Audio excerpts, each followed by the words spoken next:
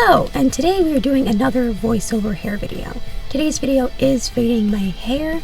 This is technically part 2 because I experimented the week prior and liked the results, so I decided to film part 2. I researched how to fade my hair before I did it a long time ago and decided to make my own mixture. In my research, I found that baking soda is a great way to help remove hair color. People have also reported that it helps to remove excess oil and buildup, softens their hair, and restores shine. Vitamin C is also another great way of removing hair color. It also has some benefits. It promotes hair health, reduces hair loss, and improves hair growth. While it won't help putting it directly on your hair and need to ingest it, I do want to say that it isn't going to harm your hair. I put 100% natural calcium bentonite clay into my mixture, not because I found it to remove hair color, but because it deeply cleanses the scalp and removes toxins from the hair, which strengthens your hair and prevents hair loss. In my research, people have used apple cider vinegar with their clay to help improve their hair. It helps by strengthening the hair, improving the luster, lowering the hair and scalp pH. It also keeps pesky scalp infections and itchiness at bay. Dawn dish soap and sulfate shampoos are another great way of fading your hair. This step is not necessary, but I like to do it because sulfates are very drying, and I hope that by adding non-sulfate shampoos, it will lessen the effects of drying my hair out. Of course, you'll need a bowl for your mixture and a spoon to measure out your dry products and mix it all together, and you'll need water to spray on your hair because I find it makes it easier to apply on wet hair. This is not a recipe that needs measurements, but I will give you the measurements that I used and hopefully it helps you. I do a scoop of baking soda, a scoop of vitamin C, which is 4 tablets crushed, a scoop of bentonite clay, about a scoop of Dawn dish soap. I don't measure it, but it's about a scoop. A 1-to-1 ratio of sulfate shampoo and sulfate-free shampoo. I want it to be equal, but I don't actually measure because it depends on how long your hair is. I also, at the end, after everything's already mixed together, add 1 capful of apple cider vinegar because it will bubble up because of the vitamin C.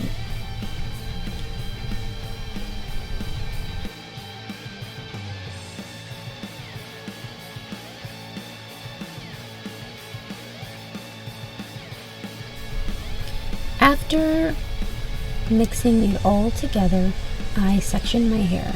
I usually do 3 sections in the front and 3 sections in the back, and I make sure that I wet my hair. It'll be a lot easier to massage through the hair if it is wet, so I wet each section as I'm applying it and then just start applying the mixture.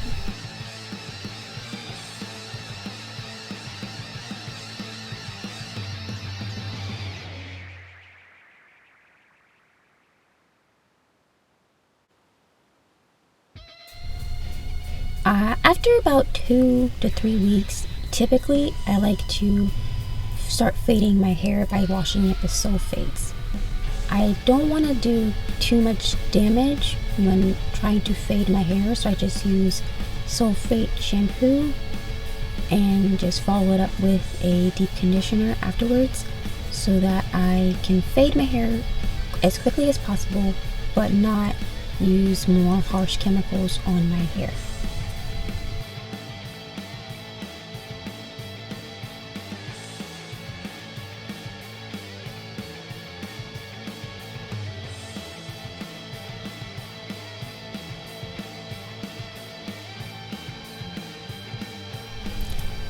Because red is a harder shade to remove, I decided to do a few test strands of my current hair color over top of this pink shade to make sure that I could dye over the pink if it wouldn't all come out in time for me to change my hair color.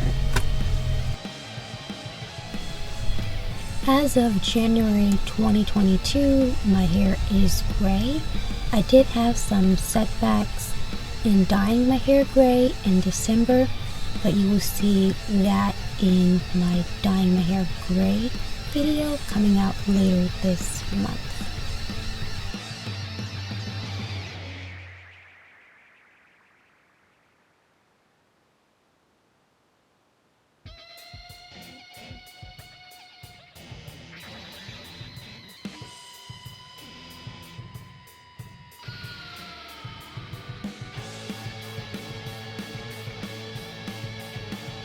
After I finish applying the color fading mixture to my head, I go in again with the remaining mixture to make sure that it's fully saturated, and then I cover it up with a plastic cap and I leave it on for an hour.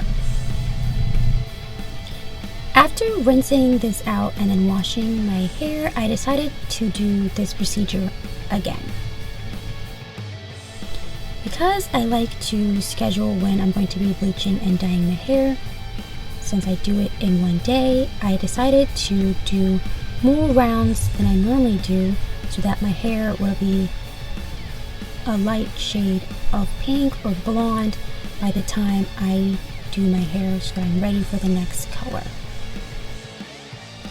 I liked the results I got from using this color fading recipe. It's just going to take more applications depending on the color your hair starts with and the color you're trying to get to, or the color you're trying to change it to.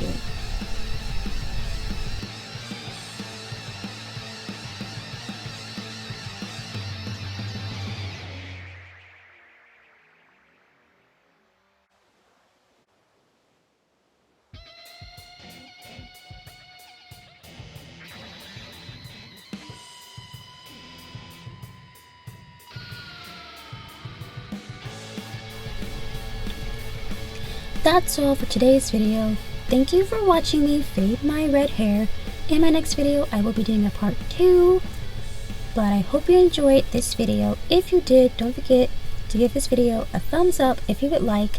Subscribe if you want to. And until next time, drink some water, eat a snack, play with a fidget toy, and enjoy the rest of your day. Bye!